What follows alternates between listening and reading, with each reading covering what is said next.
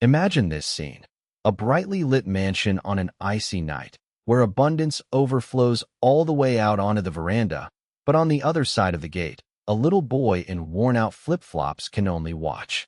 That's Lucas, 7 years old, his stomach growling and his heart aching, staring at an apple as if it were gold. Driven by hunger and desperation, he crosses the yard, grabs the fruit, and disappears into the darkness. Unaware he's being watched by none other than the millionaire himself, the owner of the house.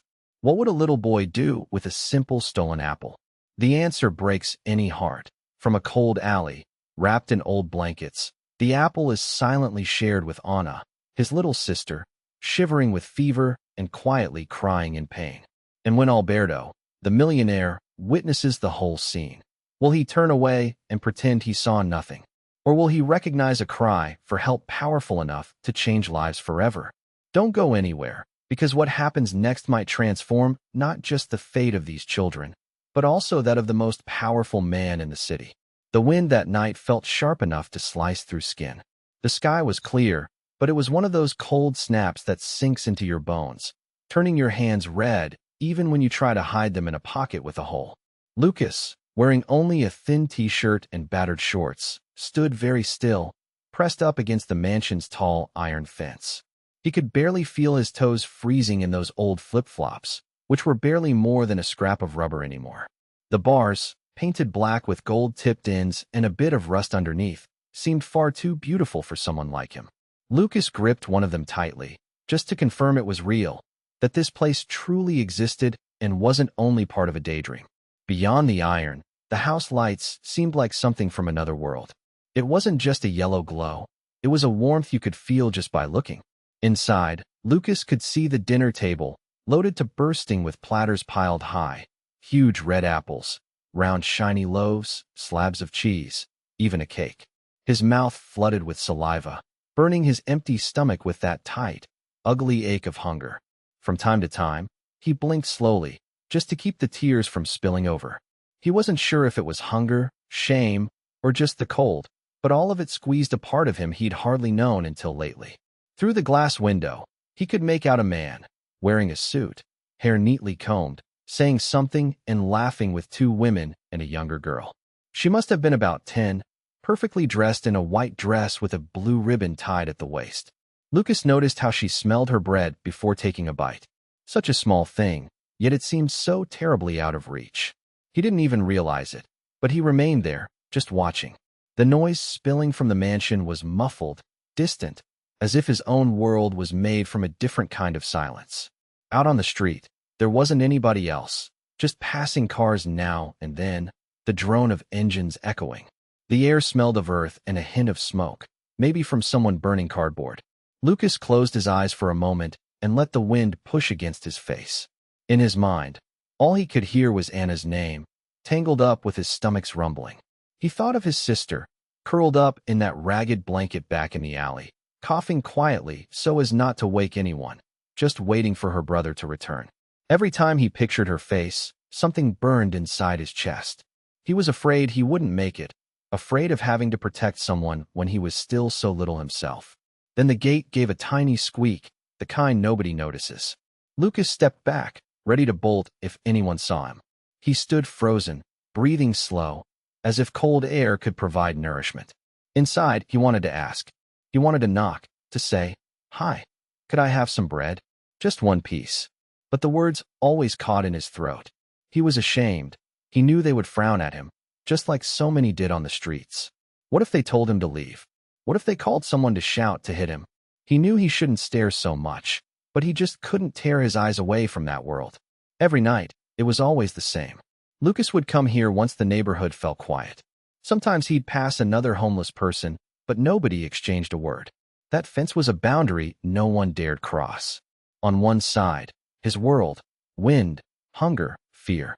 On the other, light, a crowded table, the smell of wonderful things. Every line in Lucas's face was sharper that night. He shouldn't have wrinkles. He was just a boy, but the cold and time had etched creases beside his eyes and nose. His eyes were big and brown, shining with a sadness you almost never see in kids. If anyone looked close, they'd notice the dark circles, a scratch on his cheek, a smudge of earth on his forehead. A car rolled by slow, its headlights lighting him up for just a second. Lucas shrank in on himself, trying not to draw attention. He was afraid, but didn't leave. Behind the traffic, he heard an electric gate shutting. Maybe another rich house. Everything around here was automatic, everything just out of reach. In the pocket of his shorts, Lucas squeezed a little pebble. It was blue, glassy, something he'd found on a sidewalk a few days back. He kept it like a treasure.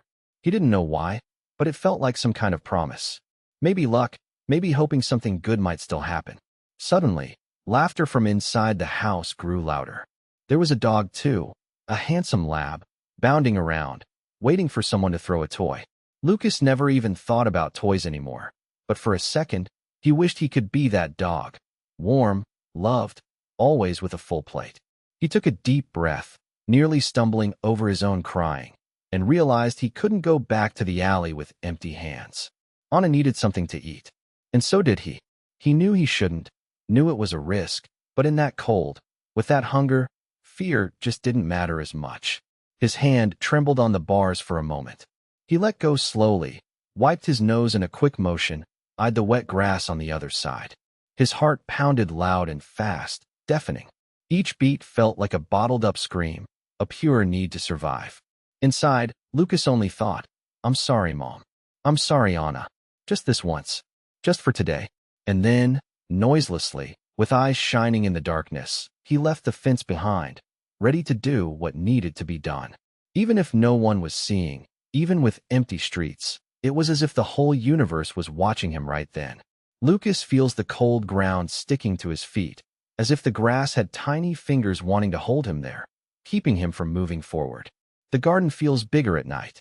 Every step, he's farther from the safety of the fence, closer to the forbidden door. Yellow light leaking from the windows throws trembling shadows.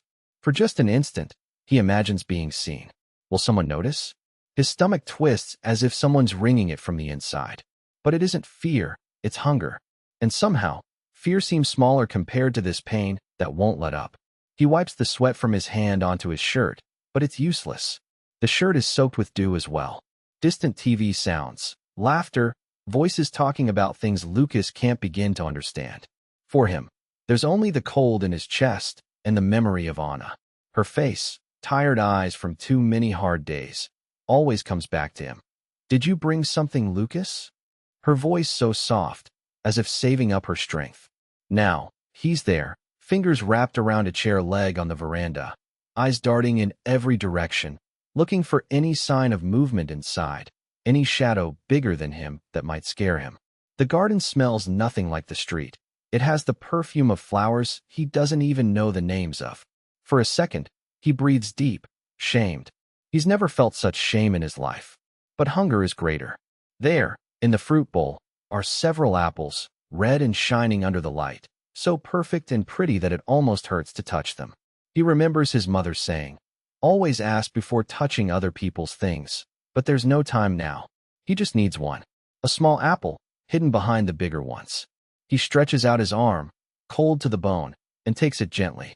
His heart thumps so loud he wonders if anyone can hear. He can hardly believe it, feeling the weight of the fruit in his hand. It's light, but to him, it weighs as much as gold. Silence somehow seems even quieter now. He can hear his own heartbeat, the creak of the street gate in the distance, his soft footsteps on the wet grass, moving slowly, trying not to make a sound. Fear rushes back all at once. He's already thinking, what if someone sees me now? They'll yell, "Hit me, call the police."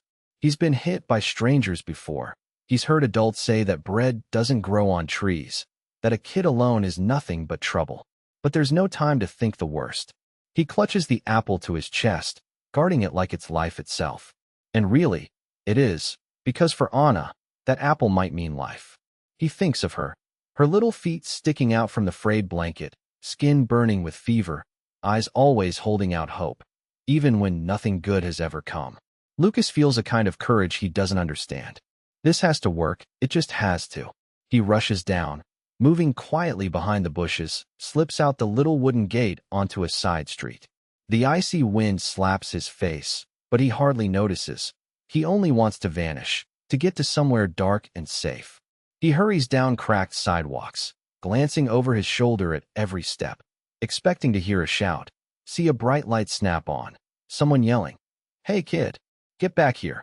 But no, it's still, only the occasional car, a dog barking far away.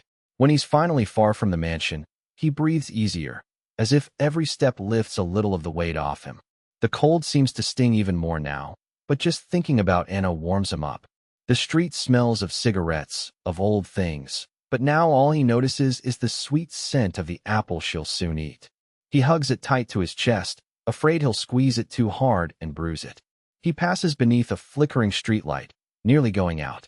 There's a small shadow sitting behind a bench, Anna, just as he'd left her, wrapped up in the blanket, sniffling softly. Lucas approaches quietly, sits beside her, pulls out the apple slowly. Her eyes widen, a brightness he hasn't seen in days. Anna gives the smallest smile, barely lifting the corners of her lips, too tired for anything more, as if even smiling hurts. Lucas wipes the apple on his shirt. It's dirty, but it's all he has. He breaks it in half with his bare hands, a smaller piece for him, the bigger one for his sister. She holds the fruit delicately, almost as if she'll kiss it before taking a bite. Anna looks at Lucas with a silent thank you, speaking only with her eyes. Lucas feels a quiet pride that almost makes him cry. He tries to smile back, but all he really wants is to disappear, to take Anna away, far from this cold and everything that hurts. With every bite, Anna seems to forget her pain just a little. But Lucas can tell, by the way she huddles in, that her fever is worse. The blanket doesn't help much, and she still shivers even lying down. A heavy silence grows between them, broken only by the faint sound of little teeth crunching into ripe apple. There, beneath that dark sky and biting wind, they share not just the fruit, but the tiny hope they have left. Lucas closes his eyes, takes a deep breath. He knows tonight will be just another, long, cold, with no promises. But at least Anna has eaten. And for now, that's all that matters. On the other side, without Lucas noticing, a gentle light flickers on in an upper window of the mansion. For a few seconds, its reflection lights up the garden before fading out again. Lucas doesn't see it, but that was when the story began to change. Inside the study, the white light throws long shadows across the walls. There's a strange heaviness in the silence, as if something is about to happen that nobody is aware of, except Alberto is. He feels it, before he knows anything for certain. Papers in the corner, pen forgotten, all the luxury around him. None of it can erase the image of that tiny shape outside, flitting across the garden like a skinny ghost. He sees, not just with his eyes, but in another way, uncomfortable, as though someone had wiped a cold cloth across his insides.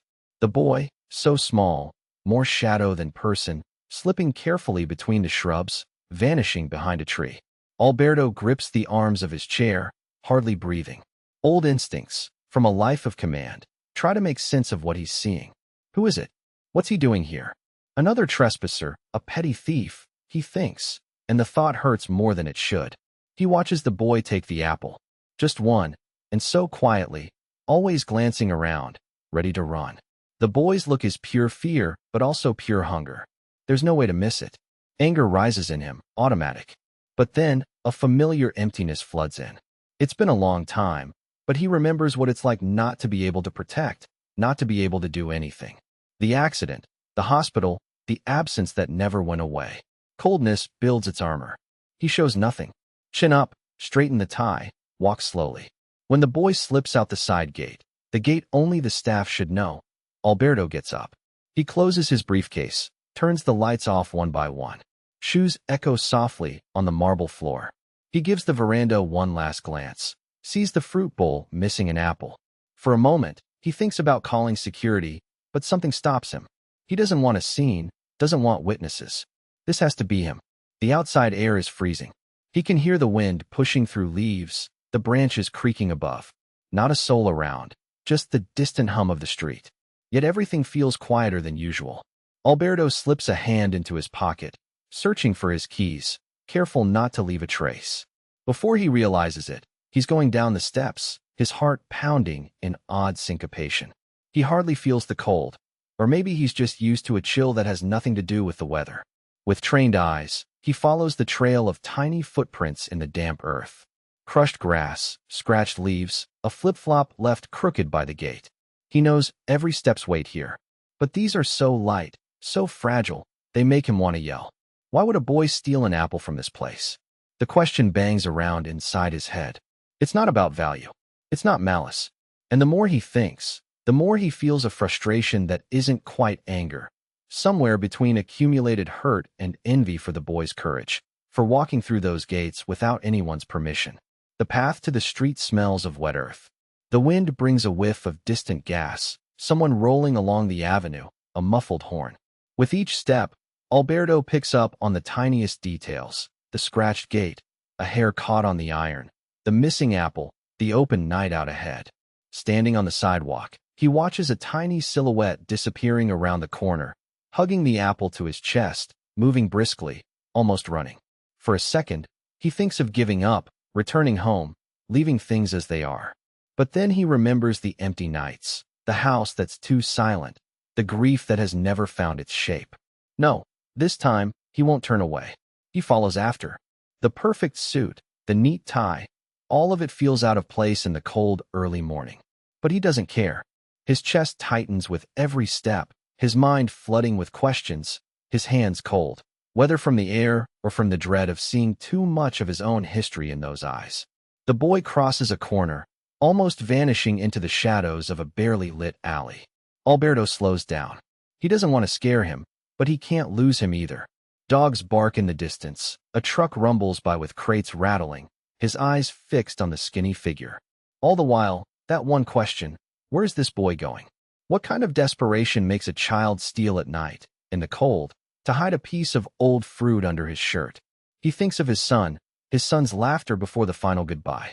There's a metallic taste in his mouth, as if the world is laying loss on his shoulders all over again. He permits himself nothing. He just walks, silent. When the boy pauses, it's as though the world holds its breath. He sees the small figure crouching behind some boxes, still clutching the apple. Alberto slows to a stop, hiding behind an old car, watching. The boy whispers a few words, lips barely moving. And that's when he sees a second child, a little girl, wrapped in a filthy blanket, too sick and weak to get up. Must be his sister. He can hear the soft crying, almost just a sigh, pain escaping even as they try to stay quiet. The air is suddenly too heavy to bear. Inside Alberto, everything at war. The man with money, the man who lost everything, and the old, scared child he once was. It makes him want to howl, to tear at the bars around his heart. Deep down, he knows, nothing will be the same after this night. The discomfort started there, behind the window. Now, standing in a cold alley before two children the world has broken, life is demanding an answer. But for now, he only watches, only feels, looking without forgiveness, not for them, not for himself. So, it was night. One of those nights that feels colder on the inside than it does outside. Lucas, only 7, ran like a small shadow through the unlit streets, gripping the apple tightly to his chest, clutching it as if it were treasure. The sky was heavy, clouds hid the stars, and the streetlights scattered a weak orange puddle of light that barely chipped away at the darkness on the corners. His flip-flops made a soft, scraping noise, each step quicker than the last. The sound faded whenever he crossed a puddle or the leaf-littered ground. Sometimes, he'd stop, look behind him, heart pounding, thump, thump, thump, loud enough to hear if anyone was close. That's how scared he was. A dog barked further off, the kind that never saw a friendly face. Lucas felt the wind slicing at his feet, thinking only of getting there in time. Strange, how a simple apple could feel so heavy. His hand shook, maybe from the cold, maybe from the fear of losing it. On the empty sidewalks, he passed scribbled-on walls, doors chained shut, garbage piled in corners. Sometimes a sour smell drifted by, but Lucas didn't care. He was used to it. In the lonely end of that street, nobody noticed. He was just a shadow trying not to be seen, but also desperately wishing to be someone. A car crawled by on the avenue, radio murmuring. Its headlights caught him for a second, just enough to show battered clothes and a thin face. The car went on, never slowing, just like everything else in his life. His chest tightened, but he kept moving. He scanned the street, swore he heard footsteps behind him. He stopped in a corner, pressing himself against a crumbling wall. His heart was restless. He just listened. Was it only noises of the night, or was someone really there? He forced himself not to cry. The last time he cried, Anna got scared and couldn't sleep. Now he couldn't cry. He took a deep breath, squeezed the apple tighter, as if its warmth might spread through his whole body. He glanced back again, caught a hint of movement in the distance.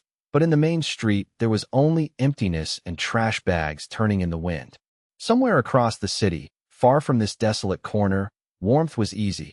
You just turned the tap and hot water came. The kitchen smelled of cake out of the oven.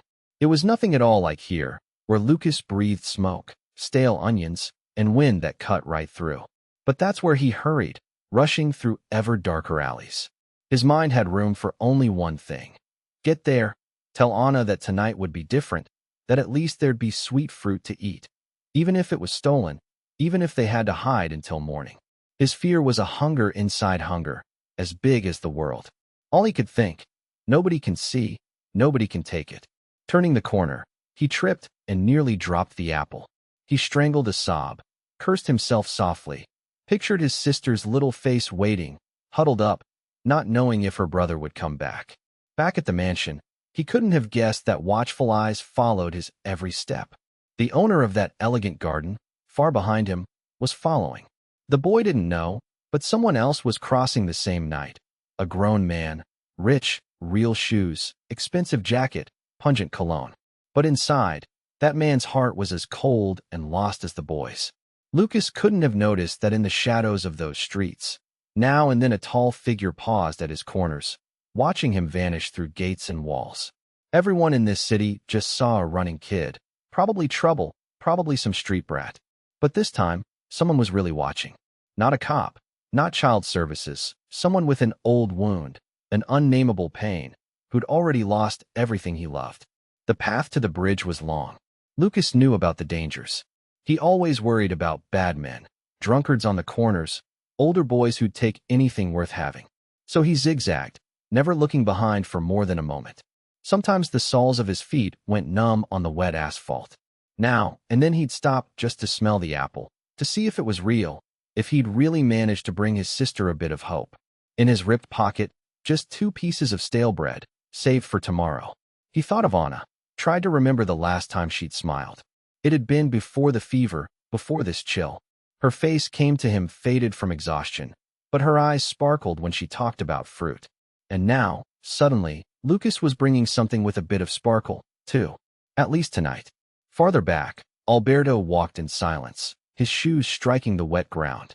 He barely breathed, watching the boy vanish at each turn.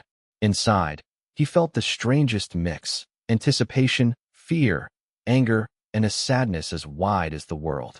With each step, the air seemed heavier, as if this night had come to collect a debt too old to be paid. Sometimes, Lucas ducked behind a dumpster, peeked out, saw nothing, ran on. In one alley, he heard someone yelling far off. He shrank deeper, smaller with every noise until he became nothing but a shadow, trying to be invisible. Only when the sky threatened real rain did Lucas finally reach the old alley, the kind only those with nowhere else call home. He wiped his forehead on his sleeve, breathed hard, and glanced down the street one last time. He couldn't explain it, but he felt that strange sensation, hot and cold together, as if someone out there was watching him, just waiting for one slip to take everything away. But Anna's hope was waiting. The apple was still safe, and his heart, however terrified, was racing harder than ever, even if it was just for this one more night. Lucas arrived in the alley, breathless. His chest heaved, but he barely felt the cold anymore, just the weight of worry. He squeezed through the filthy corridor, sidestepping piled garbage bags. The streetlights here barely worked, throwing more darkness than light. Everyone was already asleep, except for him. At the end of the alley, there was Anna, his little sister, huddled up, face half buried in the old blankets Lucas had dragged from dumpsters. She was shivering, even under the covers. Her hair, tangled and stuck to her forehead, showed the sweat of her fever. But when Lucas arrived, she opened her eyes slowly, as if she'd been waiting for him. He knelt beside her, wordless. Gently, he pulled the apple out from inside his ripped coat, as if it were pure gold. Just a piece of fruit, but to them, it was a dream. Anna's little eyes went round. She gave a tiny, almost shy smile, not wanting to make any fuss or be a bother. He tried to break the apple with his hands, but it was hard and cold. Still, he forced it, using every bit of strength until he managed to split it into two uneven halves. He offered Anna the first piece. She reached out slowly, as if afraid it would disappear. She took her half and brought it close to her chest, cradling it. "Come on, Anna. It's sweet. I promise," he said softly, almost whispering, unable to look at her for long. Pride hurt. Seeing his sister like that, so small and suffering, was a weight Lucas had carried ever since he'd been left alone with her. But he pretended to be strong. Anna brought the apple to her mouth and took a careful bite, as if she didn't want it to disappear too fast. Juice shimmered around her lips. Her eyes closed gently, with pleasure and relief. She chewed slowly, trying to hold on to that good feeling, stretching out the moment for as long as she could. Lucas bit into his own piece too, but felt a knot in his stomach. Not from hunger, but from seeing how much his sister needed this.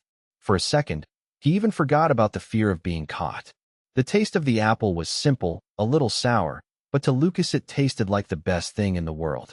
It tasted like a small victory, a stolen triumph just to make it through one more day. As they ate, the two sat close together. The sound from the street was barely there. All you could hear was the wind blowing through the cracks in the old buildings. Sometimes, a car passed by far away, and Lucas instinctively hugged the apple to his chest tighter, as if he could protect them both from everything. Anna looked at him with those deep-set eyes. There was a mix of gratitude and sadness there, like someone who knows it's not enough, but feels the need to give thanks anyway. "Did you find it by yourself, Lucas?" she asked softly, her voice hoarse and tired. He just nodded quickly, as if not wanting to remember the cold in the garden, the fear of being seen, the risk. His pride was in not letting Anna feel afraid, even when his own heart felt like it wanted to leap out of his chest. After eating, Anna took his hand. Hers was tiny, cold, but she squeezed it tightly. They stayed like that, sharing the silence, as if just the two of them sitting together could warm that forgotten corner of the world. Lucas looked up at the starless sky, tried to imagine what a warm home would be like, a real bed, real food. But since their mother left, all he'd known was darkness, cold, silence. All that was left in his heart was the promise not to let Anna go hungry, never to abandon her, to be strong enough for both of them. Right there in the alley, he wanted to cry, but he couldn't, not in front of Anna. So, he swallowed his tears, pretended everything was fine, stroked her back until he felt her relax. His sister's body was so light, it seemed like she could break at any moment. When a strange noise came from the other end of the alley, Lucas flinched, pulling his sister onto his lap. In his mind came that old sense of danger, bad people passing by, a suspicious cop, a big dog. But this time, it was just a cat fleeing from the trash. Street life was like that. Every scare was a reminder that anyone could be a threat. But that night, for some reason, Lucas didn't know he was being watched. All he wanted was for the apple to last longer, just to forget the pain tightening in Anna's chest. The smell of the old blanket was bad, but better than sleeping with nothing. Lucas settled next to her, shielding her with his body. Before closing his eyes, he looked again at the bit of apple in his hand. Such a small piece, but there, in that dark alley, it felt like hope. Lucas whispered to his sister, trying to make promises even he wasn't sure he could keep. "Tomorrow's going to be better, Anna. I swear. I'll find more food. I'll take care of you." She just smiled, eyes barely open from exhaustion. And even in pain, she hugged Lucas tighter. It was the truest hug in the world, the kind you only get when you've got no one else. There, sitting on the cold ground, cut off from the rest of the city, they shared everything. The fear, the hunger, and a bit of hope. Because for them, their entire world fit inside that tight embrace and a half-eaten apple. It hardly seemed like night, it was so dark in that alley. The cold made Lucas' body shiver, but he tried not to think about it. He couldn't stop looking at Anna, huddled under their old blanket, the one that didn't keep anyone warm anymore. He forced a smile, running his cold fingers through her messy hair as if he could brush away the pain. Anna bit a small piece from the apple, but stopped almost right away. She made a face, pain trembling her lower lip. Her crying started softly, just a faint little sound, as if she were afraid someone might hear. But Lucas heard. He always heard. He bent down closer, pressed up against her. It's going to be okay, Anna. I'm here. It'll pass, I promise. Tomorrow we'll get more food. I'll bring you bread, a better blanket, I swear. But the words came out broken, barely a whisper, because even he didn't believe them. Anna squeezed the bit of apple in her hand, trying to hold back the tears. One slipped down, dirty, tracing a line over skin already marked by the cold. Her face looked so small, even smaller in the darkness. The wind blew strange through the alley, as if the city itself never stopped breathing out sadness. Cars passed in the distance, headlights flickering and fading away into the fog, and the whole world kept turning outside, while in here, there were just two children trying to fight against the night. Lucas looked up at the sky, but from that spot you could hardly see anything. He wanted to ask for help, but from who? He'd learned that no one listened to suffering children. He bit his own lip, holding back his tears. He couldn't cry, not now. He had to be strong for Anna. His stomach rumbled, but he ignored it. He gave all his attention to his sister. She was hugging her arm tight, curled up, like she wanted to disappear. It hurts, Lou, she whispered. Her voice came out tiny, almost fading away. Lucas felt the desperation rising inside him. He wanted to pull her pain out, give everything he had, but there was nothing to give. Just that half of an apple, the threadbare blanket, and a love so big it couldn't protect anyone from the world. He set the apple aside and took Anna's hand. He warmed it between his own icy hands, pretending for her that it was magic, that he could heal just by caring. It'll pass, Anna. It'll pass, you hear? Just sleep, sleep, and I'll stay right here. And behind them, only silence. Just the wind. But in the shadows, Alberto saw everything. He'd come, following those small footsteps, thinking it was just another kid up to trouble. But he stood there, unable to leave, watching without being seen. Alberto didn't blink. He looked at Anna and Lucas, and felt inside his chest that old pain he'd sworn he'd never feel again. Anna's trembling, frightened face was just like his son's years ago, when the boy couldn't find his parents after a nightmare. The same pure terror, the same desperate need to be held. Somehow, without knowing how, Alberto saw himself as a child there, in the skin of those two siblings. He had money, power, comfort, but no longer remembered what it felt like to see someone so vulnerable up close. It hurt him in a different way. He remembered what it was like, losing everything in an instant. Wife and son torn away by life's cruelty. After that, there was nothing left but silence and routine. Business, contracts, travel, meetings. The world turned cold, and he learned not to listen to anything outside himself. But there, in that alley, Anna's crying cut through all the walls he'd built to protect himself. The sound wasn't loud, but it was deep. It was a scream kept locked in the soul. For a moment, Alberto wanted to walk away, get back in his car, forget. But something anchored him there. The boy comforting his sister, swearing it'd be all right even at the bottom of the pit. That stirred a place inside him he'd forgotten. The smell of oncoming rain hovered in the street, bringing more cold. Anna gave a weak cough, and Lucas stroked her face again, almost pleading. Shoo, little sis. It's okay, I'll find some medicine, I'll. But Anna just shut her eyes and cried more. Behind the neat beard, beneath the expensive coat, Alberto almost wanted to cry too. He remembered the sleepless nights beside his sick child, the fear of loss, the promise he'd never managed to keep. His chest tightened, his hand trembled just a bit. He hid further back, ashamed. He didn't want anyone to see how much all that sadness was undoing him. He had a reputation for being tough, untouchable.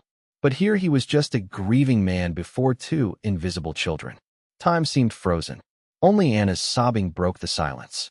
The whole alley seemed to breathe with her cries. And Lucas trying to be strong, trying with tiny gestures to save the world of the only person he still loved. And from somewhere deep inside, a silent scream began, a cry for help no one heard, except for Alberto, who found it impossible to ignore. Impossible. His eyes brimmed. For the first time in years, he couldn't hold it back. In that moment, he understood. It wasn't only Anna who needed saving. He did too. And the chill of that night had never felt so unfair. The silence in that alley felt colder than the wind cutting across their faces. The shadows closed in from all sides, and all you could hear was Anna's quiet crying, mixed with Lucas's shallow breath. The two of them, In a corner near stacked crates and bags, the apple already split, most of it in the little girl's hands. But suddenly, footsteps. The kind where you hold your breath without meaning to. Not fast, not slow, steady. The boy shrank in even closer, holding Anna with all the care he had. Fear was written in his eyes, like some animal that's been beaten too many times. From the shadows stepped Alberto, jacket buttoned to his neck, his face stern. Under the yellow glow of a broken street lamp, he looked huge. He didn't say anything at first, just stared. The boy looked back, but it was like he didn't want to. He wanted to vanish, to be anywhere but in front of this well-dressed man. Alberto took a heavy breath, his hand clenching his coat pocket like he was holding rage or grief in there. His voice came out cold, dry. It barely sounded real. Give me back what's not yours. Just that. Quiet, no shouting, but in a way that made it seem the world was about to collapse. The boy stood there for a moment, face hard. His jaw trembled, but he tried to hide it. He positioned himself between Anna and the man, as though he could build a wall with his thin body. What was left of the apple, already bitten, rested on the ground next to her. He breathed in slow before answering. His voice was thin, almost a whisper, full of shame, but full of strength too. He didn't look Alberto in the eye. I only took it because she was hungry. I swear. It's not for me. I didn't want to steal. I'm sorry. The girl sobbed softly, her face buried in the filthy blanket. Every time her crying got stronger, Lucas's body tensed. It was as if the boy felt every pain his little sister did. Alberto watched all this, and, on the outside, looked like stone. But if you looked close, you'd see his eyes starting to shine. A hint of tears. He was fighting not to let them fall. He tried to harden even more, speaking in the voice of someone who's sent off plenty of people before. That doesn't matter. It's not yours. Give it back. A pause. Even as he tried to be harsh, his voice cracked a bit on that last word. It hung there in the air, hurting everyone. Anna grabbed the apple again, both tiny hands clutching it. She looked at her brother, scared, then up at the man, with the look of someone who's never had anyone defend her, only people to send her away. Lucas knelt down in front of her, blocking her face with his body, eyes pinned to the ground. A messy mix of shame, pride, fear. His chest rose and fell fast, as if he could protect the girl from the whole world, alone, just with his skinny arms. He tried to speak again, but now his voice was breaking. It hurt just to hear it. You can have it back, sir, just let her eat. Just a little. She's in pain, mister. I'll give you everything, just don't take it from her, please. It was more than a plea. It was different. It was almost a cry for help, the kind that makes no sound, just squeezes the heart of whoever's listening. Alberto dipped his head. His eyes, which couldn't hold any longer, grew wet for real now. But he didn't let it fall. Swallowed hard, shoved his hands in his pockets. His fingers fidgeted, nervous. No one knew what to say anymore. The cold was biting even harder, and Anna trembled, wrapped up in that blanket. The air smelled of rain about to fall again. Lucas, swallowing tears, wiped the girl's face with his dirty hand, trying to dry her tears but only making it worse. All he wanted was to disappear from the world, run from the angry man who seemed to own everything. But deep in Alberto's eyes, something was cracking. He saw not just Lucas, but memories, people he'd lost. For a moment, his gaze drifted far away, to a dark place no one could help. But when he came back, the mask was on again, trying to cover his own heart. For some seconds, there was just silence. The wind whistled, a distant car rumbled, and his faint cough. It was such a cold world for two children so small, and now someone was watching. But it wasn't the cruel gaze from before. It was heavy, but not so far away anymore. He felt something. Alberto twisted his mouth, like he wanted to speak, but couldn't find the words. Lucas, still sitting there, braced for the worst. Maybe even a punch, maybe police.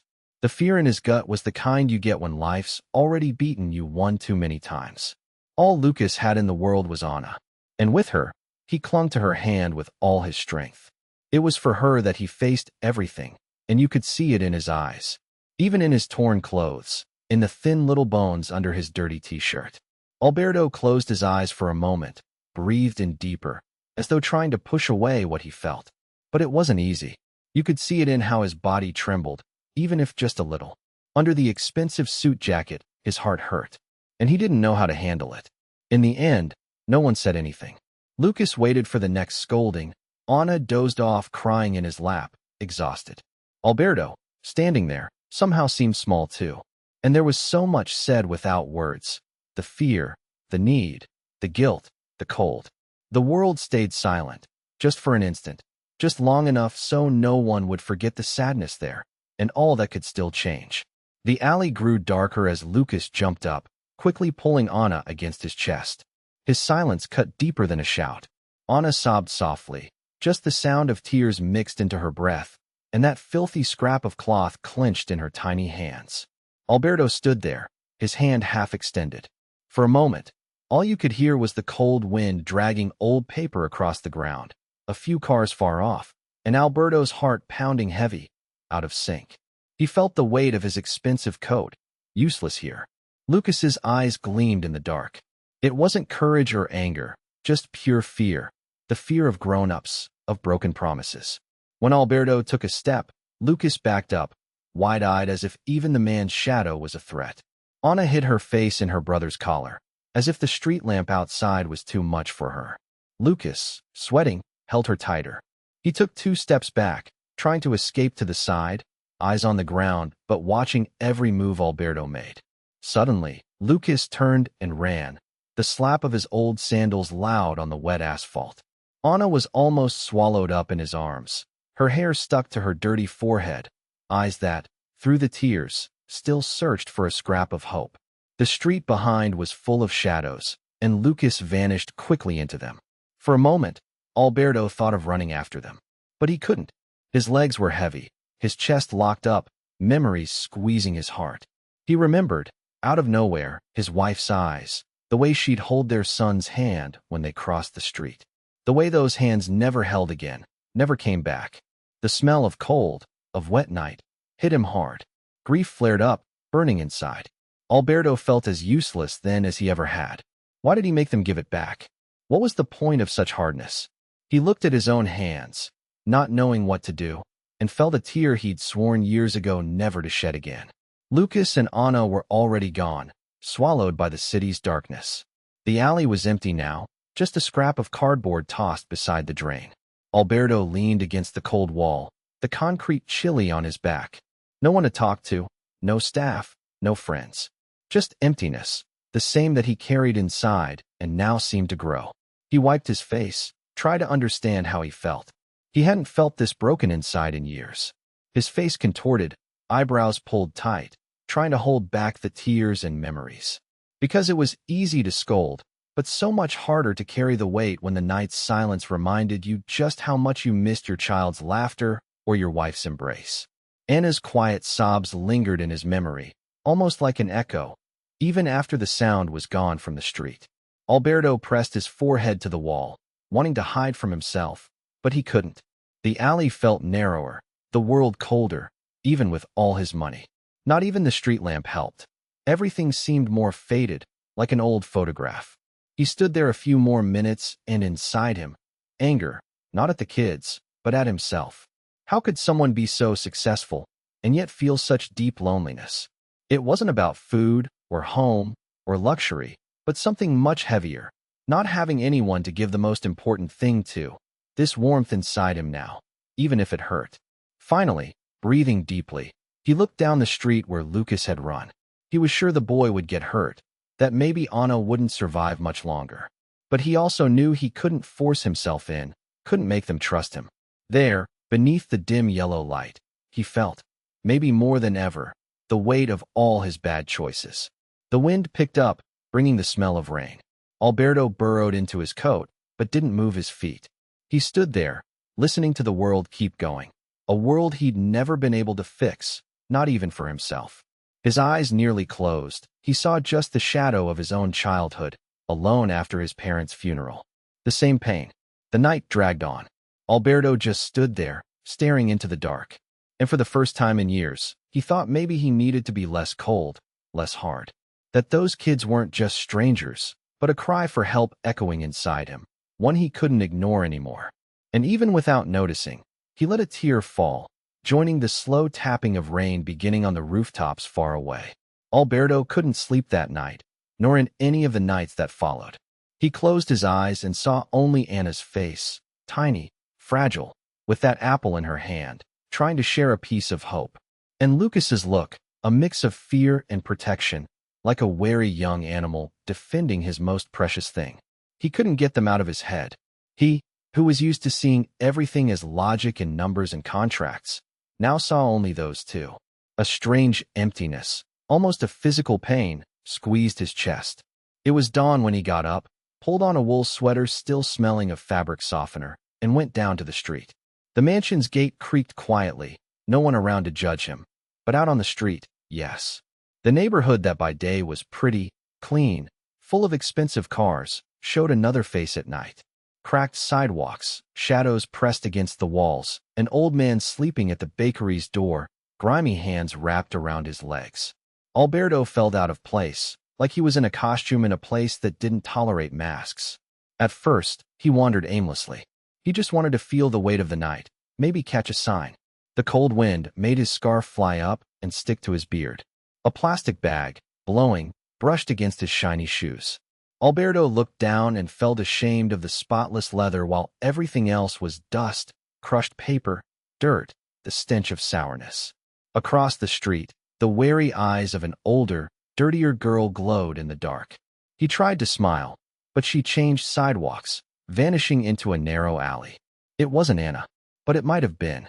Every child there, big or small, carried a piece of the siblings he was looking for, a possibility of pain. Alberto bowed his head and kept walking. He asked for information from a boy selling candy at the avenue's traffic light. The boy, slow and suspicious, said he'd seen two siblings sleeping behind the supermarket, but nobody messes with them. Because you get beaten, because there are bad adults staking out that area. Alberto thanked him and went over. He found only an old blanket and a crushed water bottle, no sign of Lucas or Anna. The days passed, and his face grew more tired. The office stayed empty, folders left in a pile on the desk, messages from his partner flashing with no reply. All that mattered now was finding them. Alberto wasn't even trying to look like a businessman now. Dirty jacket, beard growing out from lack of time. Suddenly he realized how the world looked at someone like him. In that state, at that hour. That guy's lost, doesn't belong here. He heard from two bikers on a corner. Go get your daughter, rich boy. An old man called, dragging trash to the curb. If before he walked fast, now his steps were dragging, weary. He stopped at every spot, under the overpass, behind the gas station, by the train tracks where bags became beds and cardboard boxes were pillows. Always asking about Lucas and Anna. Two siblings, older boy, little skinny girl, dark hair. Hardly anyone answered. Others just stared back, too toughened by life to feel pity. One night, the cold bit so deep it cut the skin. Alberto stopped for coffee at an improvised stall, his hands shaking with exhaustion. The woman in the blue apron poured it without asking, glancing over her shoulder. Then, in the steam's quiet, she spoke softly. No use looking for those kids. They come and go. The street swallows them, mister. But Alberto didn't back down. He replied, I won't give up. I need to find them. A sick little girl. A child. And only then did he notice how his voice broke on the last word. The woman bit her lip, considered for a moment. She gave him a hint. If they're not here, they're not there. Kids run for the sewer, under the bridge, riverside. They run from cops, from adults. They're scared. The coffee smelled bitter, but held a bit of hope. Alberto paid, thanked her, walked slowly outside. He felt the rain start, wetting his shoulders, the wind slipping in through his buttons. He thought about turning back, but something deep down wouldn't let him. During his search, Alberto saw pain in the world he'd always pretended didn't exist. A man with wounds on his leg, hiding them from a guard. A skinny girl hugging her knees, hair covering half her face, her belly growling from hunger. He tripped on a badly closed manhole. The place's stench crept into his very bones. He realized he'd never really looked at anyone on these streets. On the third night, he heard the rough laughter of three teens gathered around a tiny fire built from wet cardboard. One wore sneakers, just like Lucas's. He got closer carefully, looking for a sign. The younger boy smiled without showing teeth. When Alberto asked about Lucas and Anna, every face closed. No one here knows Lucas. Get lost, you hear? It's best for you. The oldest spat on the ground, his eyes red with exhaustion. For a second, Alberto felt afraid, thought about turning back, but remembered the girl with the blanket. He kept searching, walked through the market, stands closed, the place reeking of rotting fruit and dead hope. On the church sidewalk, he saw a woman lying down, her children curled up at her side. He wanted to cry then and there, but had no tears left. Every day, the world seemed bigger, the paths more twisted. The siblings' names echoed in his mind, along with the past pressing hard, wanting to spill from his eyes. He walked so much, he lost track of time, forgot to eat. All he remembered were those two kids, a cry for help no one else could hear. When the sun rose after yet another empty night, Alberto felt his face ache with cold and exhaustion. He sat down on a low wall and watched the slow movements of the first people heading to work. The city was waking up, unaware of the dramas taking place beneath the bridge, behind the bars, in corners where only fate has sight. And even tired, battered, with no answers, he knew he wasn't going to give up. Not for them, not for himself. The sound of the rain was relentless, as if the sky were collapsing over the entire city. Every heavy drop hitting the concrete made everything feel even colder. The wind sliced through anything, even sneaking under the asphalt, as if trying to drive away anyone still on the street. Under the bridge, the light from a distant street lamp blinked, almost vanishing in the thick rain. Lucas sat on the damp ground, legs crossed, trying to shelter Anna between his body and an old blanket. The fabric was so what it seemed just a rag stuck to them. His fingers trembled, from cold, from fear, but worse was Anna's condition. Eyes closed, brow gleaming with sweat, every breath coming out with a little moan. Lucas tried not to cry, because crying just made everything worse, made you weaker. He clutched his sister's tiny hand, watching to see if she'd respond, if she'd move a finger, anything. Sometimes he'd stand and try to pull more of the damp blanket over Anna, but he'd sit right back down, dizzy, hunger, cold, worry glued to him from the inside out. Now and then a noisy car would pass above, headlights casting long shadows on graffiti-covered walls.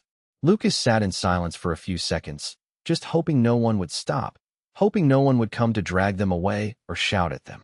When some distant traffic light beeped, Anna startled, and Lucas would lean close and whisper, "It's okay. I'm here. Nothing's going to happen." But Anna's fever only climbed. Her face was flushed, lashes stuck together with sweat, hair plastered to her forehead, and when she tried to speak, hardly any sound came out, just a thin plea. "Hurts, Lucas. It hurts." That cut his heart in a way no one else could imagine. He had no idea what to do. There was no way, no one nearby, just the sound of rain and the sharp smell of wet earth and garbage.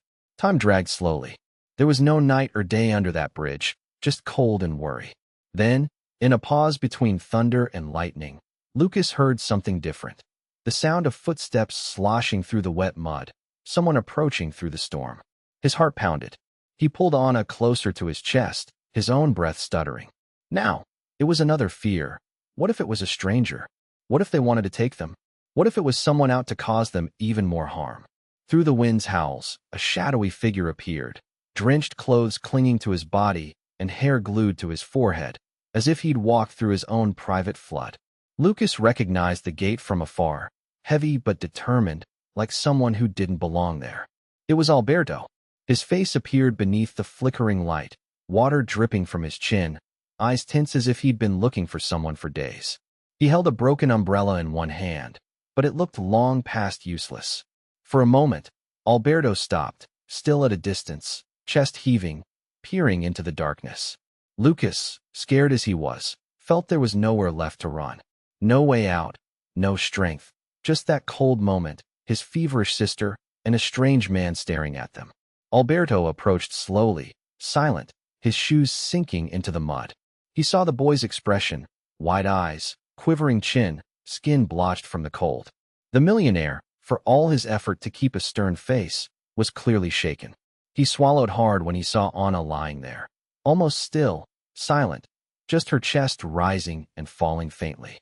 The silence lingered for only a few moments, but it felt endless. Just the sound of the falling water, like nothing Alberto had ever experienced before. He couldn't meet the boy's eyes, He felt a heaviness inside, a desperate urge to scoop the children up, dry them, warm them, promise things would be different. But the words wouldn't come. Only his hands trembled, searching for the right thing to say. "Lucas," he began quietly, I looked everywhere for you." Lucas didn't answer. He only held on tighter.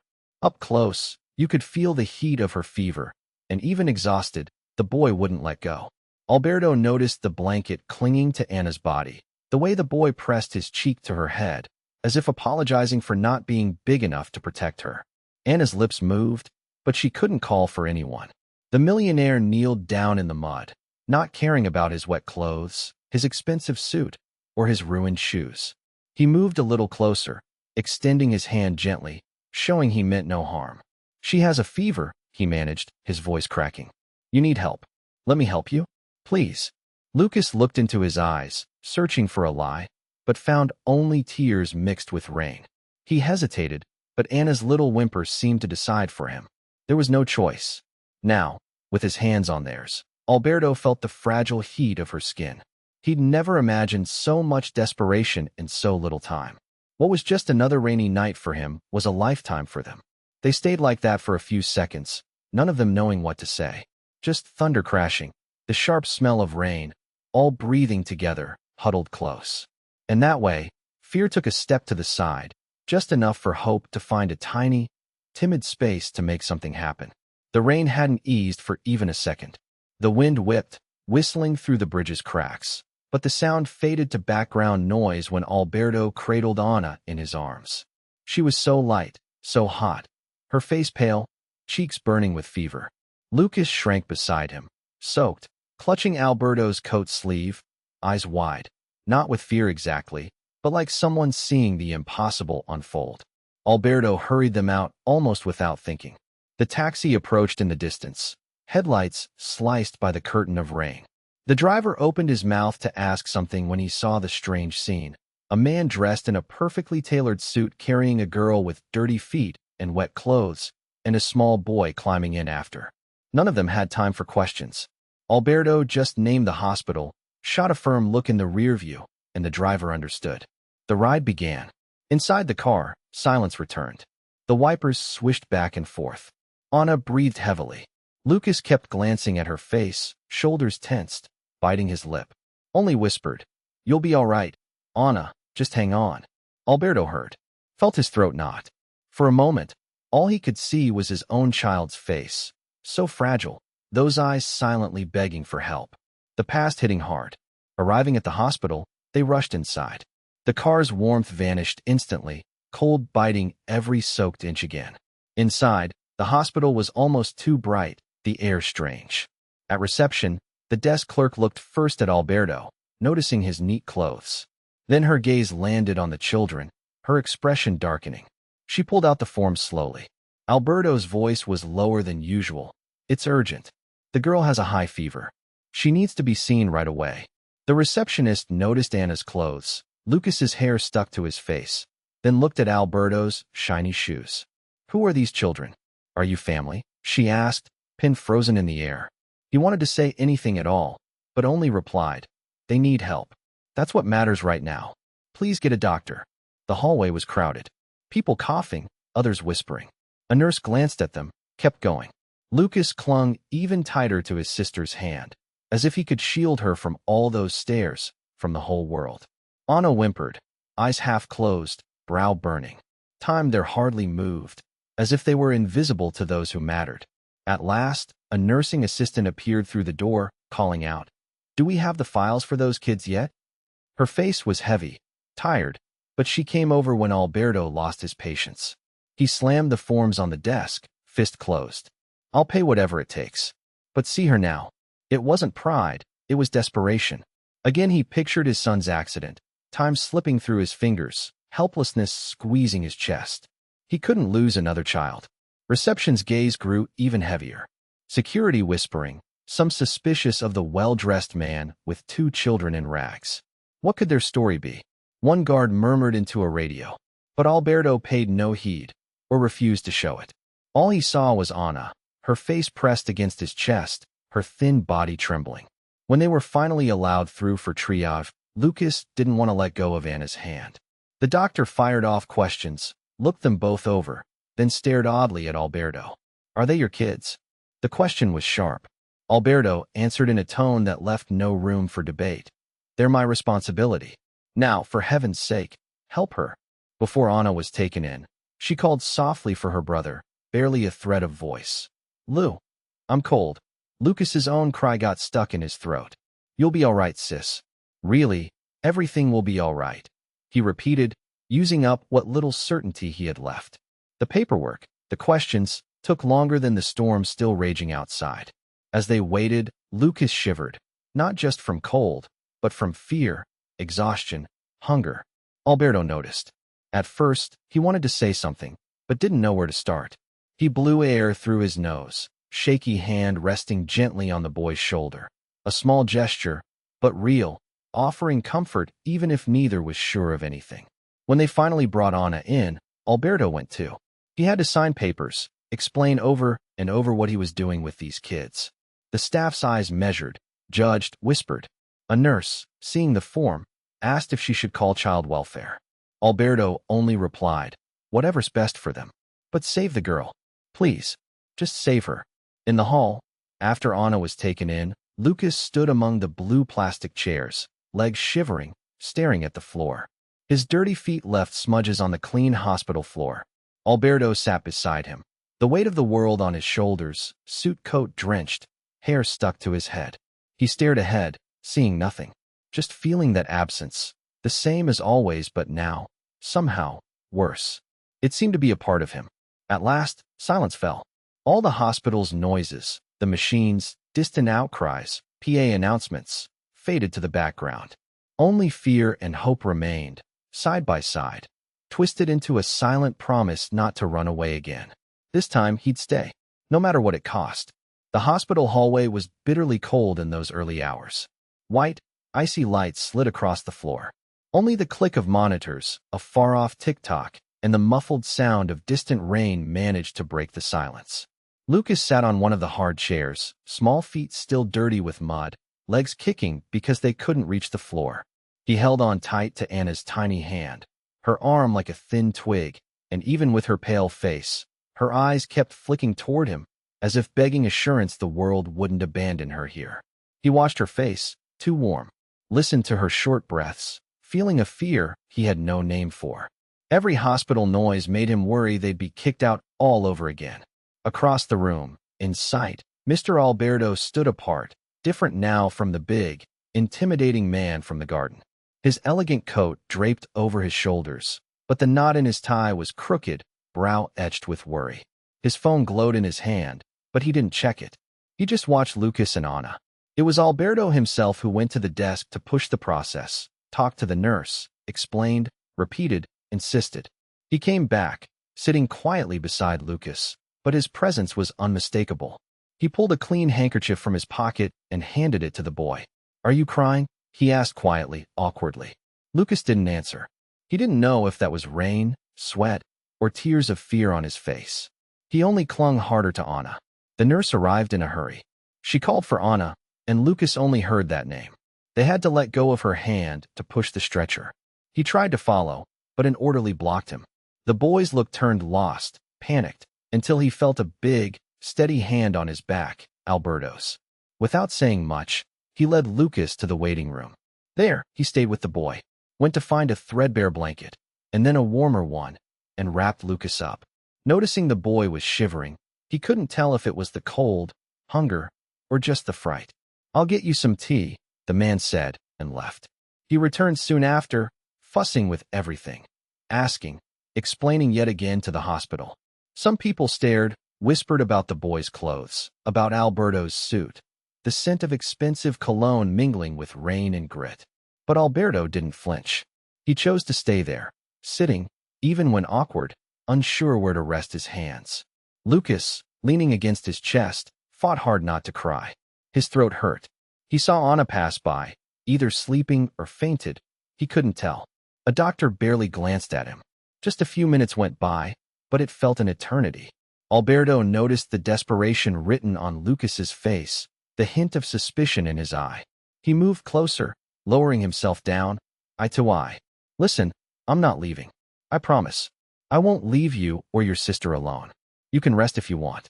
When you wake up, I'll still be right here. Lucas didn't reply, but deep down he felt something different stir inside, half warm, half confused. He wasn't sure what to think of this man. Why would someone like him help? He was scared because so many had said, "I'll help," only to vanish after. But the way Alberto sat on the hard floor, letting the boy lean on him, felt different, as if he really cared. Later, the doctor returned. He used words Lucas didn't understand. Infection, high fever, antibiotics. That's when Alberto stood, shoulders slumped but steady, asking questions as if the girl were his own daughter. He asked to see Anna, asked to stay. The doctor hesitated, but finally relented. He led Lucas and Alberto down a narrow corridor. The smell of medicine was sharp, the white light even more chilling. Inside the little room, Anna lay pale, hair splayed across a lumpy pillow but breathing steadily. Lucas sat on the edge of the bed, carefully took his sister's hand. The other hand, so small, moved until it found her brother's finger. Alberto stood for a moment, uncertain if he could get closer. He felt a hollow ache, a strange longing for someone who was no longer there, almost like seeing his own pain reflected in the eyes of those two children. He gripped tight so as not to let the tears fall. He brought a bigger blanket and tucked it over the siblings. Sitting down close by, arms folded, he kept vigil, not out of duty, but because something inside told him now was not the time to leave. The night wore on. Lucas kept glancing at Alberto, trying to work out if it was really true he'd stay, even after the fever passed, after all the questions. Their silence grew less heavy, almost comfortable. Outside, the rain finally softened, but its patter on the window seemed to soothe the promise no one would sleep alone again that night. Exhausted, Lucas lay beside Anna, clutching her small hand. Before he closed his eyes, he felt the comforting warmth of a proper blanket, so different from those cold nights on the street. The smell of the hospital wasn't good, but it was better than the fear of losing his sister. For a moment, fear shrank. He looked at Alberto, dozing with his head bowed in his hands. It was strange, but comforting, having someone there. Awkward, but real. And for all the length of that night, Lucas didn't feel invisible. There, under cold lights in a chilly corridor, three lives so different were joined for a few hours by hope, and the beginning of something none of them could put into words yet but could feel pounding in their hearts. The rain kept hitting the hospital window fine, almost invisible, but filling the silence inside. Only the low beep of machines and that mix of night cold and alcohol in the air. Beside the bed, Anna already slept, brow still too hot, hair slick with sweat. Lucas sat perched on a chair far too tall for him, legs swinging in the air, not touching the floor. At the table, Alberto tried not to make noise as he rummaged through the small bag he'd brought. He grabbed another juice, laid out a packet of cookies. He glanced at Lucas, unsure if the boy would startle or just ignore him. Strange, the millionaire, owner of half the city, now waiting, awkward, holding out a plastic juice cup for someone else to accept. Lucas barely noticed. The hospital had given him an old notebook and a bitten pencil. He pressed hard and began to draw, the pencil gliding softly over the page. First, a house. Then three people, a woman, a boy, a girl. The mother loomed large in the picture, arms open, half a smile, half a tear. Alberto watched, silent, not asking questions. Just following the lines over Lucas's shoulder, studying the crooked shapes, the little details. The boy drew little clouds, some raindrops, a police car off to the side. He paused, thought a moment, stared at the blank space as if listening to a distant voice. An odd ache rose in the man's chest. Not pity, exactly, but as if he were looking at an old photograph no one should have lost. He quietly slid his chair closer to the boy's drawing, closer to his memories. Lucas pressed his lips tight. Didn't want to speak, but sometimes silence gets heavier than explaining. He ran a finger across the drawing of the woman. You could see his fear in the set of his eyebrows. "That's my mom," he murmured, so softly, as if afraid the truth might sound like a lie. "She didn't do anything wrong. They just took her away, locked her up, mister." Alberto took a while to react. It wasn't the first time he'd heard a child talk about abandonment and pain. But this way, so raw, so hurting, was different. He felt his hands go cold, wanted to do something, anything, more than just listen. But he said nothing, only nodded slowly, trying to show he understood, though deep down he was just as lost. Lucas turned the page. Drew bars, a figure behind them, maybe his mother. He drew a little empty house, small, windows like sad eyes. At one corner, he scribbled, "We were left alone," in tiny, almost invisible letters. We moved for times. Nobody let us stay. Anna, she got sick, 'cause every time it rained the water would come in, mister. I tried to cover her with cardboard, but it was always too cold. The police said my mom was a criminal, but it's not true.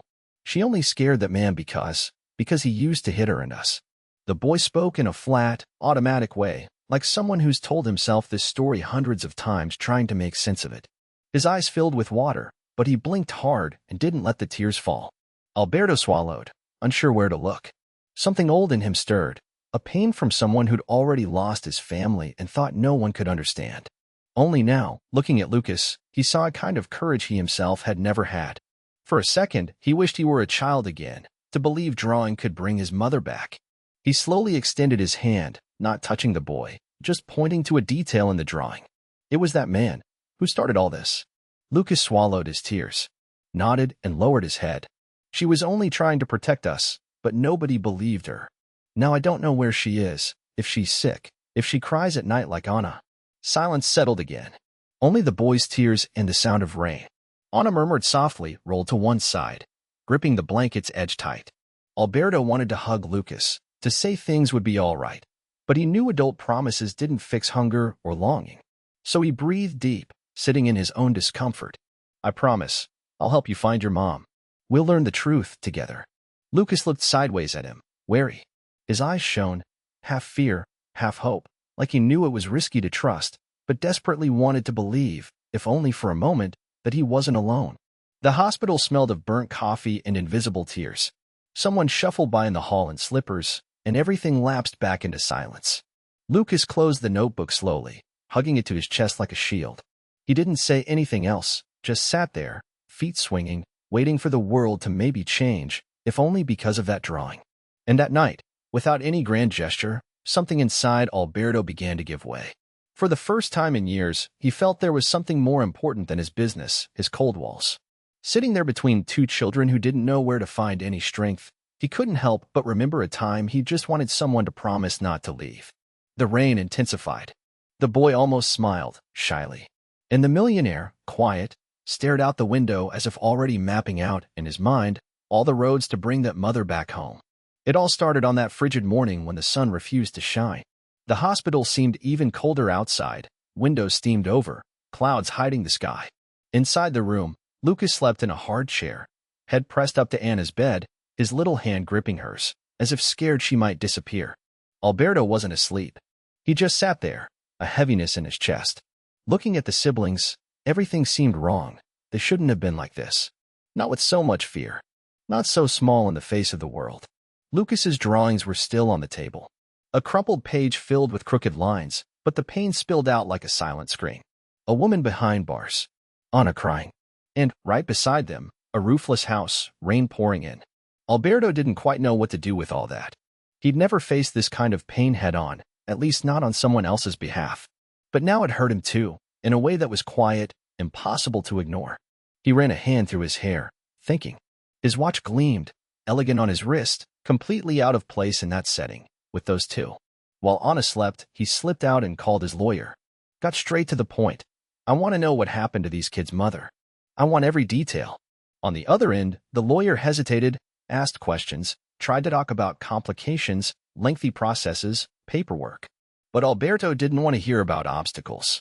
He said to use his name to open doors, make noise, because it was urgent. No one would sleep on the sidewalk again because of injustice. On the way back, the city looked different. It was as if every corner hid an invisible child, someone waiting to be rescued. He felt the eyes of people, the whispers. What's that serious man doing here? Another rich guy wanting attention? But for Alberto, none of that mattered now. All he wanted were answers. All he wanted was to see those two children smile, not afraid. Days went by in that endless rush. Alberto waited outside police stations, gulped down terrible coffee while listening to fractured stories. He spoke with old neighbors, suspicious elderly ladies, simple people who remembered Lucas's mother, Dona Mariana, as a good, hard-working woman who had always tried to protect her children. They spoke about the violent partner, the night the police stormed in, the accusations that fell on her simply for being in the wrong place at the wrong time. They mentioned the tears she cried when they took Lucas and Anna away. At the end of the day, climbing into his car, Alberto rubbed his face, feeling an exhaustion he didn't recognize. It wasn't physical. It was a mixture of pain and anger, because life can really be unfair, and all the money in the world can't speed up certain clocks. But now, he was here. He wouldn't disappear when things got tougher. At the hospital, Anna's fever had finally started to subside. The doctor said she was strong, but fear was making everything worse. Lucas kept drawing, sometimes writing crooked letters next to the doodles, trying to explain how he felt without having the words. Then, one morning, a lawyer burst into the hospital, running, papers in hand and victory lighting up his eyes. He called for Alberto, nearly breathless. "We did it." The judge approved. "Mariana is being released today." It was as if time stopped. Alberto looked at Lucas first, who sprang to his feet at once, unable to believe it. His eyes filled with tears, but a shy smile played across his face, as if he was afraid it still wasn't true. Anna turned, still weak, whispering, "Is Mommy coming back?" He couldn't answer. He just smiled, lips pressed tight, trying not to cry in front of them. Inside, his chest burned. So many feelings spun inside, longing, hope, that fierce urge to protect every second of the reunion that was about to come. The wait was long. The clock didn't move. Lucas didn't leave the hallway for a single second, pacing back and forth on bare, dirty, restless feet. Anna asked him to fix her hair with his fingers, wanting to look pretty for her mother. The hospital staff watched from a distance, already knowing what was about to happen. When Mariana appeared, everything fell silent. Not even the clinking of cutlery from the cafeteria could be heard, nor the rattle of the cleaning cart. She walked in with a tired face, red eyes, but an open smile like someone who has finally found sunshine after too long in the shadows. She stopped in the doorway, and time froze right there. Lucas ran, stumbling, unable to get a word out. He just cried, loudly, mixed with laughter. Anna stretched her arms out as wide as she could, even though she was sick, and Mariana dropped to her knees to hug them both. They clung together tightly, suffocating every nightmare from all the cold nights. Nothing else existed in that moment. No adults, no police officers, no grouchy head nurse tried to intervene. It was as if everyone was there just to witness this family finding each other again. Alberto stood nearby, trying to make himself small. He looked up at the ceiling and took a deep breath, because he knew if he watched too long, he'd start to cry too. He felt some old sadness stirring, a memory of what he'd once lost, but also a new, bright joy that didn't seem to fit inside him. Mariana glanced at him, grateful but silent. She knew, without needing to say, what a difference the man had made. She bowed her head in respect, arms still holding her little ones. Lucas looked, too, almost shyly, squeezing the millionaire's hand gently, as if finally believing there are good people left in this world. The hug didn't end quickly. The entire hospital seemed to breathe together with them, feeling the warmth of the reunion after such a long storm. This was the beginning of another life. None of them could explain how or why. They just knew they were together now, and nothing would ever tear them apart again. Alberto wiped away tears he couldn't hold back, and for the first time in years, he felt hope. There in that cold corridor, with 2 children and an exhausted mother, he understood what it really means to change someone's fate. No night was anything like the nights they'd spent on the street. It was astonishing how warmth could come not only from heavy blankets, but from the presence of someone who really cares.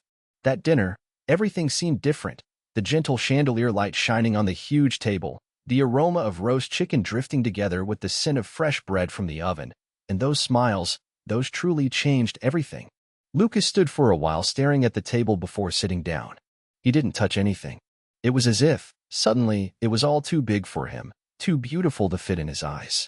Anna, in her armchair, never let go of her mother's hand, afraid this might only be a lovely dream. Their mother cried quietly, trying not to let the tears fall, so as not to scare her kids, but her eyes shone as never before, filled with a joy that was as painful as it was beautiful. Alberto stayed on the opposite side of the table, hardly daring to breathe. He was used to that vast, empty room, just the echo of his own footsteps, the ever-plentiful food cold on the plate, served by people who barely met his eyes. Now, it felt like the walls themselves could breathe. Every laugh, every bit of conversation radiated warmth through the room. He caught himself smiling without realizing it. When Lucas finally sat down, he was all shy. He didn't even know where to begin. He gazed at the shiny cutlery, at the spotless white tablecloth, but it was the bright red apple in the fruit bowl that caught his eye. It seemed like a symbol of how everything had changed. Anna only wanted soup, which was what her belly understood best. She never forgot the warm taste of it the day at the hospital. And their mother could only say thank you, over and over, as if trying to repay God and the world for all the goodness she'd received. The light scrape of a fork on china, and a spoon trembling in her anxious little hand, Lucas's laughter as he dropped corn cream down his shirt, all of it was so real. Their mother's wary glance seemed always to ask if this was really happening, if anyone would send them away, if anyone would say it was too much for them. But whenever she looked at Alberto, all she saw was kindness, and maybe a hint of regret for all the years he doubted the love of others. Alberto had never been one for words, even less so when his heart felt so tight. He looked at the family, finally reunited, finally safe, and remembered all the nights he'd come home, and there were no more laughs to greet him. His chest filled with bittersweet yearning, but there was a new kind of peace, almost a healing. As if, by saving them, he too was saved in some unexpected way. Lucas hesitantly asked, in a whisper, if they could come back, every time, without ever needing to steal again. Everyone at the table heard. Their mother stroked his hair, in that way only mothers can. Alberto bent down, brought the boy close, and promised, in the calmest voice he had, "This house is yours now, too. You'll never go hungry again." Lucas, always the brave one, couldn't hold back this time. His tears were quiet, just little hiccups, and Anna squeezed his hand tight to say, "Now everything will be all right." The storm outside battered the windows, and every now and then a sudden thunderclap made everyone jump, but inside, it was warm, only the sounds of a family. Anna, after eating 3 times what she was used to, asked if she could draw. Someone brought crayons and colored paper, simple things she'd never had before. She sat on the rug and drew everyone together. Hearts, a blue sky, even a dog, which she requested with a smile. "Do you have a dog here, mister?" The house rang with laughter so warm and real it seemed sorrow couldn't live there anymore. Their mother broke down at last and cried in front of everyone, not from pain, but with relief. Then, eyes down, she hugged her children tight and whispered her gratitude again, voice trembling, to God, to the angels, maybe, who knows. No one heard the big clock in the living room that night. Time seemed to melt into shy conversations, plans for tomorrow, and stories they hoped would never end. Even Alberto, always rushing, always busy, sat down just to listen, not thinking about money or contracts or meetings. He only wanted to be present, to hear the children's sighs of relief, to see Anna smiling, Lucas filling his plate again. At the end of dinner, Alberto took an old family photo and put it in a simple frame beside the table. Next to it, he placed one of Anna's drawings, bursting with color. No jewel or priceless painting ever seemed so important. In that moment, he understood what it meant to have someone waiting for you, someone to share not just bread or a roof, but fear, hope, and dreams.